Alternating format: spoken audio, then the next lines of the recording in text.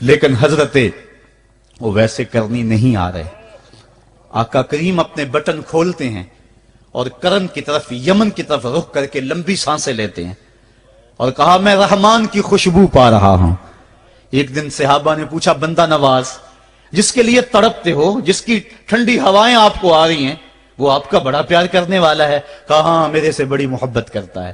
تو کہا پھر اتنی محبت کرتا ہے تو یمن تو دور نہیں ہے، بلال حبش سے آ گیا، سلمان فارس سے آ گیا، سہیب روم سے آ گیا، اور وہ یہاں یمن سے نہیں آ سکا. فرمایا اس کی بوڑھی اور نابینا ماں ہے جس کی خدمت اس کو نہیں آنے دیتی. اللہ اکبر. اب حضرت اویس کرنی نہیں آئے لیکن خیر التابعین کہلائے. آئے نہیں لیکن حضور ان کی یاد میں تڑپ رہے ہیں. اللہ، بلکہ حضور نے فرمایا کہ کوئی جائے اویس بن عامر کو ملے، اور جب ملے تو اس کو کہنا میری امت کی بخشش کی دعا کرے. جو ماں باپ کی خدمت کرتا ہے اس سے ثابت ہوا اس کی دعائیں قبول ہوتی ہیں.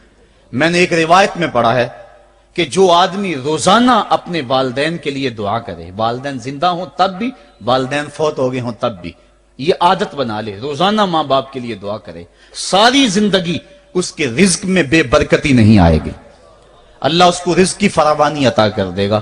اور جو والدین کے لیے دعا نہیں کرتا اللہ تعالیٰ کی رحمتوں سے محروم ہو جاتا ہے.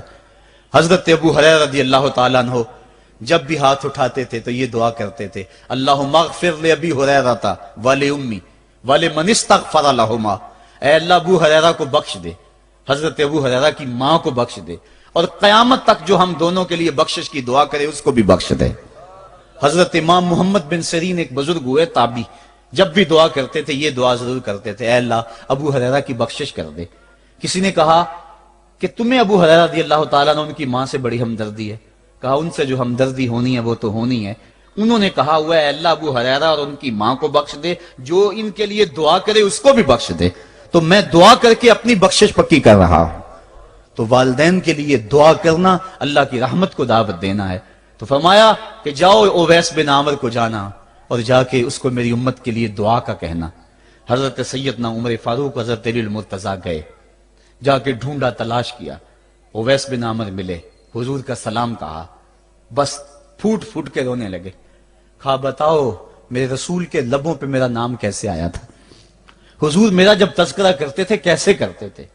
یہ درد دیکھا تو بولے کہ کیا آپ اتنی محبت رکھتے ہیں تو پھر ملنے کیوں نہیں آئے حضور کو، اتنا جو پیار رکھتے ہیں تو زیارت کرنے کیوں نہیں آئے. تو حضرت اویس کرنی نے بات کے رخ کو بدلا. کہا تم نے میرے رسول کو دیکھا، تم نے میرے رسول کی زیارت کی ہے. کہا ہاں ہم تو صبح و شام وہاں رہے ہیں. کہا پھر بتاؤ حضور کے یہ ابرو جڑے ہوئے تھے یا کھلے ہوئے تھے. اب دونوں حیران ہو گئے. کہا تم نے تو دیکھا میں نے تو دیکھا نہیں، تم بتاؤ نا، پھر میں تو گیا نہیں، مجھے کہتے ہو گیا نہیں، تم بتاؤ حضور کے ابرو جڑے ہوئے تھے یا کھلے ہوئے تھے. حیران ہیں. کہا حضور آپ ہی بتلائیے. کہا کوئی دور سے دیکھتا تو جڑے ہوئے نظر آتے، قریب آ کے دیکھتا تو کھلے ہوئے نظر آتے. یہ وہ ہے جو ماں کی خدمت کرتا رہا اور حضور کے دربار میں حاضر نہیں ہو سکا، لیکن حاضری اس کی تھی، وہ جہاں بھی تھا وہ نبی کے قرب میں تھا. تو اس لیے ماں باپ کی خدمت اتنا بڑا وظیفہ ہے. حضرت بایزید بستامی کہتے ہیں میں نے حق معاف کروا لی اپنی ماں سے کہ ماں تیرے حق ادا کروں یا اللہ کے حق ادا کروں، تو مجھے اپنے حق معاف کر دے، میں اللہ سے اپنے حق معاف کروا لیتا ہوں، اپنی اللہ کو راضی کر لیتا ہوں. جنگلوں میں گھومتے رہے، 12 سال بیت گئے. ایک دن دوبارہ آئے، بستان کی سمت سے گزرے، خیال آیا چلو ماں کو سلام کر جاؤں. تہجد کا وقت تھا، رات کا وقت تھا. دروازے پہ کھڑے رہ گئے کہ میری ماں سوئی ہوگی، میں نے کبھی کوئی خدمت نہیں کی ماں کی، تو اب اٹھا کے تکلیف کیوں دوں. ساری رات کھڑے رہے. جب تہجد کا وقت گزرا تو نالی سے پانی آیا، سمجھ گئے کہ میری ماں تہجد کے لیے اٹھی ہے. دروازے کے قریب ہو گئے تو ماں نے ہاتھ اٹھا لیے. کہ اللہ میرا بیٹا بایزید تیری طلب میں نکلا ہوا ہے، میں نے اسے اپنے حق معاف کر دیے، تو اس کو اپنا وصال عطا کر دے. حضرت بایزید دروازہ کھٹکھٹانے لگے اور ماں کے قدموں میں لپٹ گئے اور رو کے کہنے لگے جس رب کو میں جنگلوں میں تلاش کرتا ہوں وہ تو رب میری ماں کے پاس ہے. تو ماں کی دعاؤں میں اللہ کی رضا ہے. ماں راضی ہو جائے تو